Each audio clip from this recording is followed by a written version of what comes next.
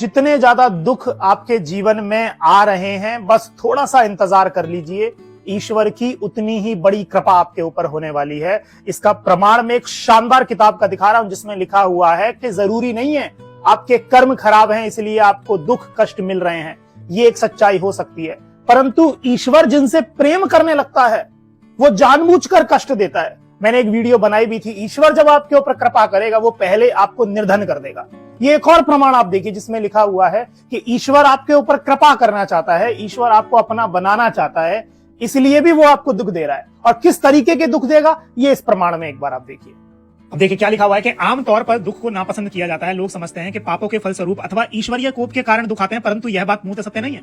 दुखों का एक कारण पाप भी है, ये तो ठीक है, परंतु यह ठीक नहीं है कि समस्त दुख पापों के कारण ही आ रहे हैं। कई बार ऐसा भी होता है ईश्वर की कृपा के कारण, जो पूर्व संचित पुण्यों के कारण, पुण्य संचित तपस्या के कारण भी दुख आते हैं। मतलब क्या है कि भगवान को जब किसी प्राणी पर दया आ जाती है, जब भगवान उसको अपनी शरण में लेना चाहता है, तो उसके कल्याण के लिए ईश्वर चाहता है कि ये जो कुप्रवृत्तियों में ये पड़ा हुआ है इसको छुड़वाओ, तो इसलिए उसको दुख देते हैं। जिनकी ठोकर खा के मनुष्य अपनी भूल समझ जाए, निद्रा को छोड़कर सावधान हो जाए। अब यहाँ पर देखिए लिखा हुआ है, एक बड़ी शानदार पंक्ति लिखी हुई है। इसी प्रकार की कीचड़ से निकालने के लिए भगवान अपने भक्त को झटका मारते हैं, सोते हुए को जगाते हैं, बड़े जोर से झकझोरते हैं। और कौन से दुख ईश्वर देते हैं?